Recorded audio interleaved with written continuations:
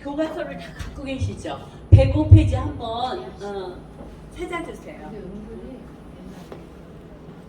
제자리에 앉아주시기 바랍니다.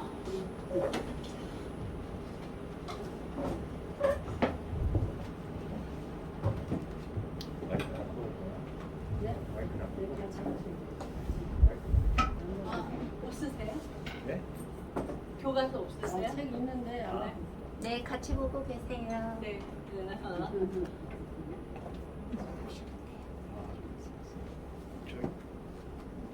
괜찮아요. 김은수 목사님 요거 네, 보시고. 여기서 이걸 한번 이제 보면 용서는 뭐라고요? 변명이 아니에요. 두 번째 망각이 아니에요. 믿음이나 영성의 문제가 아닙니다. 이게 중요합니다. 사실은요, 우리가 나는 믿음 좋은 사람이니까, 나는 영성이 뭐 뛰어난 사람이니까 저절로 용서가 되더라. 그렇지 않습니다. 중요한 것은 용서의 과정 속에서 우리가 어떻게 변화해 가고 있느냐가 중요합니다. 성화의 과정하고도 거의 비슷하다고 생각하시면 됩니다. 그래서 사실은요, 여기서 참 중요한 게 그 다음이 중요합니다. 감정이 아닙니다. 그럼 뭡니까? 우리의 용서는 나에게 달린 것이 아니라 하나님께 있음으로 명령입니다. 잊지 마십시오. 용서는 명령입니다. 이렇게 접근을 할 때 자기 용서가 되는 것입니다. 그래서 우리가 나는 나를 용서 못한다.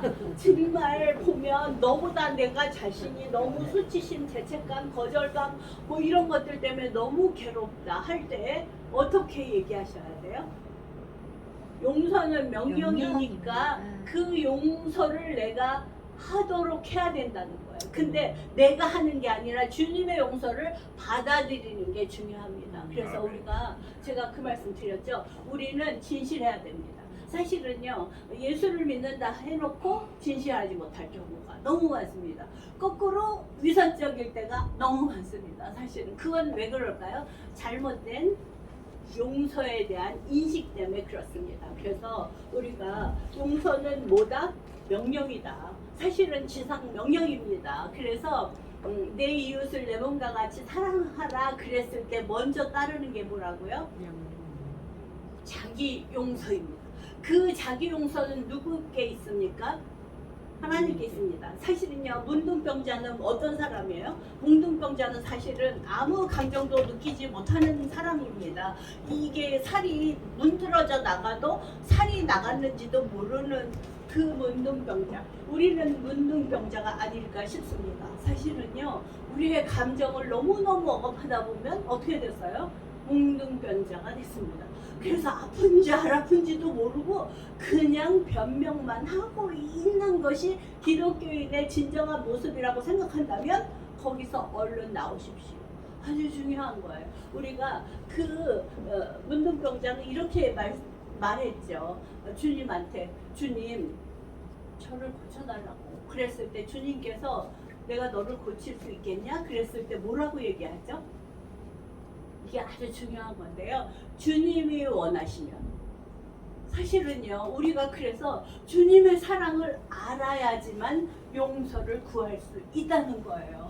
우리의 마음은 문둥병자처럼 다 뭉그러졌고, 사실은 내 살이 살갗인지조차도 모르게 이렇게 덮어쓰고 있는 그런 마음이라면 얼른 나오십시오. 중요합니다. 그래서 그때 우리가 이것을 기도해야 되는데, 거기 첫째 뭐라고 적혀져 있죠? 하나님께서 나의 무엇을 치유하시고 회복시키고자 하시는지 묻는 것이 오히려 중요합니다. 사실은요, 우리는 이렇게 해주세요, 저렇게 해주세요가 아니라 아까 그 문둥병자처럼 주님께서 하시면 됩니다 하는 식으로 하나님께서 나의 무엇을 치유하시고 회복시키고자 하시는지를 묻는 것이 중요합니다. 두 번째는요, 기억나게 해주신 고통과 아픔을 주님과 나누며 아랜다. 여기서 나누며 아랜다, 이게 뭐예요? 관계부 교제입니다. 사실은요, 우리가 사랑의 교제를 해보지 못하면 나누며 아뢰는 것에 굉장한 그 감행 반응을 나타내는 사람들이 있어요. 어떻게 예수님하고 나누며 또 어떻게 해요? 아랠 수 있을까? 아닙니다. 우리는 사랑은요, 나누며 아뢰는 것이 사랑입니다. 그 다음에 여기서 참 중요한 게 있는데요. 세 번째는 나에게 상처를 준 사람들을 용서하고 감정의 상처를 사랑으로 바꾼다 했을 때 사실은요, 자기 중심적인 사고에서 벗어나는 겁니다. 우리가 보면은요, 내가 중심일 때는 어때요?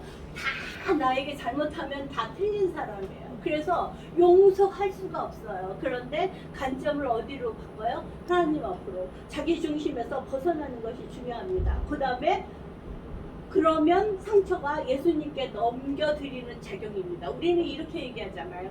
아유, 가서 예수님께 넘겨. 그런데 그 말의 뜻을 이해하지 못합니다. 사실은요, 예수님께 넘긴다는 건 무엇일까? 자기 중심적 사고에서 어떻게 돼요? 예수님 중심적 사고로 넘어오는 것입니다. 여러분 그런 거 많이 생각해 보셨잖아요. 사실 내가 나 중심적으로 생각할 때는 정말 저럴 수는 없어 이렇게 생각하는데 예수님 중심으로 나가면 어떻게 되죠? 그래, 그럴 수도 있었어. 그리고 또 하나 또 의미를 또 거기다가 덧입힙니다. 주님은 나를 치료하기 위해서 저 사람을 나에게 보내주셨네. 이렇게 의미를 바꿉니다. 자, 그 다음에 다섯 번째 어떻게 돼요? 사실은요, 우리가 사랑과 성령의 역사하심으로 충만히 채워질 때에 그 사랑과 성령의 역사하심으로 용서를 할 수 있습니다. 그런데 그것은 뭐냐면 내가 먼저 하나님께 용서받은 자의 간구가 되는 것입니다. 그 다음에 다음 페이지를 한번 보세요. 에베소서 4장 32절에 보면 서로 친절하게 하며 불쌍히 여기며 서로를 용서하기를 하나님이 그리스도 안에서 너희를 용서하신 같이 하라. 이게 우리에게 주신 명령입니다. 사실은. 그래서 자 보세요. 용서하는 일에 장애가 되는 생각은 다음 중 어떤 겁니까? 자, 여러분이 한번 체크해 보세요. 용서는 변명이 아니다. 용서는 망각이 아니다. 용서는 믿음이나 영성의 문제가 아니다. 용서는 감정이 아니다. 여기에 여러분들이 장애가 되는 생각이 있으십니까? 그러면 그것에 대해서 한번 깊이 묵상하시기를 바랍니다. 그리고 거기에서 어떤 거부 반응이 일어난다? 그러면 거기에는 나의 상처하고 연결되어 있다는 걸 잊지 마십시오. 그래서 고로새서 3장 12절에서 14절 말씀 함께 합독하실까요? 이 모든 것 위에 사랑을 더하라. 이는 온전하게 매는 띠니라. 네. 14절 말씀으로 했네요. 근데 그 12절 말씀은 뭐죠? 그러므로 너희는 하나님의 택하사 거룩하고 사랑받는 자처럼 은과 자비와 겸손과 온유하고 참을 못 잊고 누가 너에게 불만이 있거든 서로 용납하며 피차 용서하되 주께서 너희를 용서한 것 같이 너도 그리하고. 예, 그래서 사실은요, 용서는 나의 것이 아니라 누구 것이었다 처음에? 하나님 것이었습니다. 잊지 마십시오. 나는 용서를 가진 사람이 못 돼요. 그런데 주님께서 주신 것으로 용서할 수 있습니다. 얼마나 부담이 없어지셨어요. 사실은요, 내 안에 제가 너무 싫은데 용서가 안 돼. 그러면 거기에 어떤 마음이 드냐면요, 굉장한 죄책감이 듭니다. 나는 목사가 됐는데도 쟤만 보면 정말 하나 이럴 수 있어요, 없어요? 충분히 있어요. 사실은 그럴 때 주님 저에게 용서의 마음을 주세요. 내가 용서할 수 없습니다. 그러면 어떠세요? 엄청 위로가 되더라고요. 저는 그것부터 시작합니다. 사실은 제 마음 안에는 그렇게 사랑이 없는 사람인 것 같아요. 그래서 난 저 사람 사랑할까? 사랑이 안 되는데 어거스틴이 사랑은 위에서부터 내려와서 사랑할 수 있으며 그 사랑 가지고 내 이웃을 사랑할 수 있다. 저는 그 말에 너무 반했어요. 어거스틴한테. 맞아, 나도 그래. 그렇지 않으면 어떻게 사랑할 수 있을까? 네. 그렇다면 내적 치유가 필요한 증상들 한번 보실래요? 뭐가 필요해요? 상처. 상처는 그 상처 속에는 거절감, 학대, 버림받음, 그 다음에 아주 중요한 게 있어요. 요새 문제가 많이 되는 성적 정서적 학대. 이거 왜 그런 줄 아세요? 사실은요. 보면 뭐 소아에게 막 그렇게 하는 사람들도 많잖아요. 그 어린 시절에 그런 걸 겪은 사람은요, 아까 말씀드린 대로 동일시가 돼갖고 다른 사람에게 그것을 어떻게 하고 있어요? 분노를 던져주고 있는 거예요. 그것만 우리가 좀 이해가 돼도 그 사람 마음 안에 있는 그 상처들을 이해할 수가 있습니다. 그런데 우리는 저 사람 보면 어머 세상에 저런 사람이 있구나. 사실은 현상만 보고 얘기하시면 안 됩니다. 우리 교회 안에서도 너무나 많은 그러한 역기능이 많잖아요. 그 역기능 속에는 무엇이 있더라? 동일시가 있었더라. 상처 입은 가정에서 상처만 받아갖고 상처를 다른 사람한테 어떻게 하고 있다? 똑같이 한다는 거예요. 이게 뭐냐면 내가 아버지와 똑같은 행동을 하는 게 동일시예요. 내가 엄마하고 똑같은 걸 하는 건 동일시예요. 자, 그래서 우리가 그러잖아요. 머리에서 부은 물이 어디까지 가더라? 맞습니다. 우리가 그거에 대해서 부모로서 자녀에게 해야 될 일이 있어요. 뭔지 아세요? 용서를 잘 가르치는 것입니다. 사실은요, 무엇보다 가르쳐야 될 게 용서입니다. 그럴 때 그 아이는 바깥에 나가서 자기의 역할을 제대로 할 수가 있습니다. 그런데 사실 기독교 가정에서 용서를 가르치지 않는다는 거예요.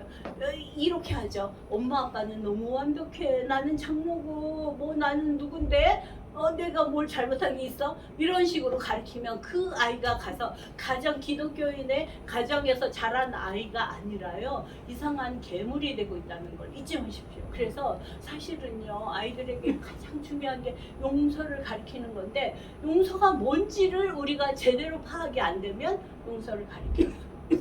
그래서 사실은 우리가 하나님의 자비와 긍휼을 구합니다 이렇게 얘기하잖아요.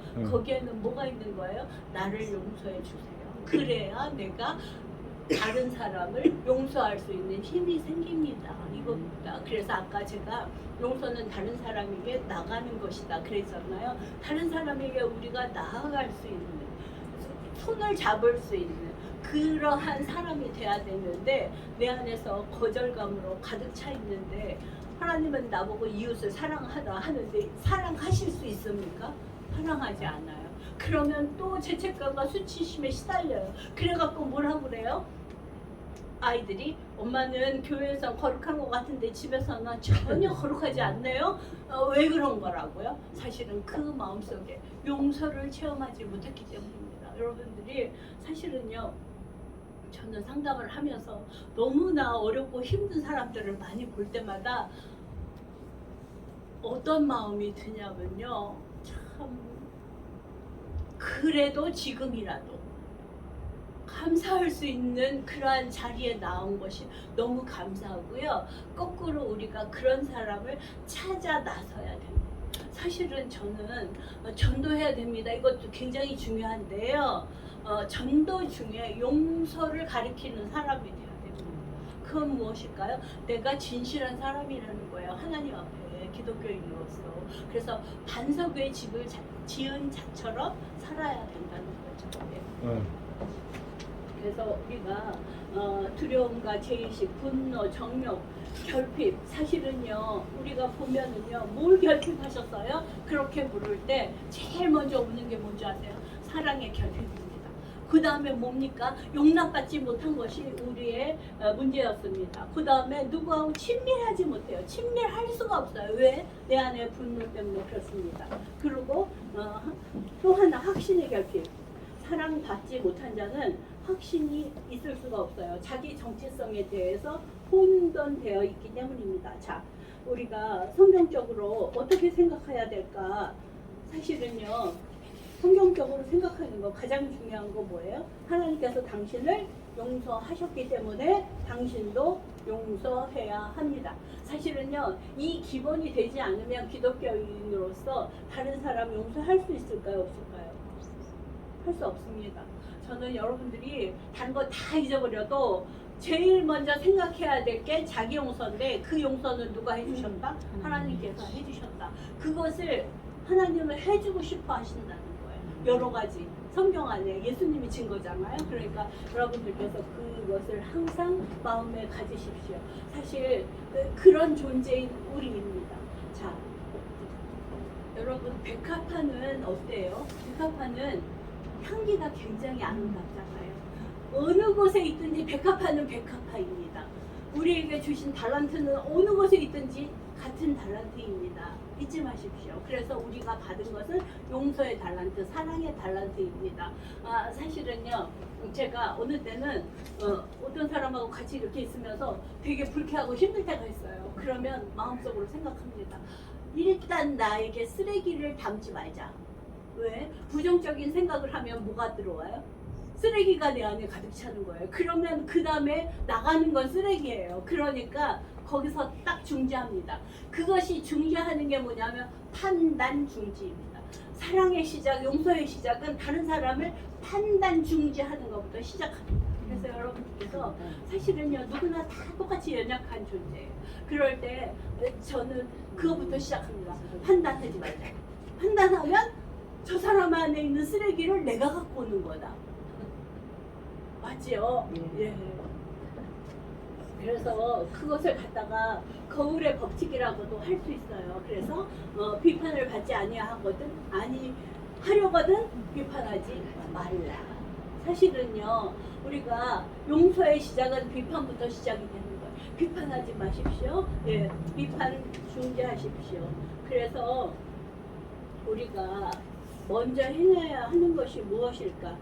예수님께서는 우리를 얼마나 용서하고 싶으셨으면 너는 속에 있는 들보 보지 마라.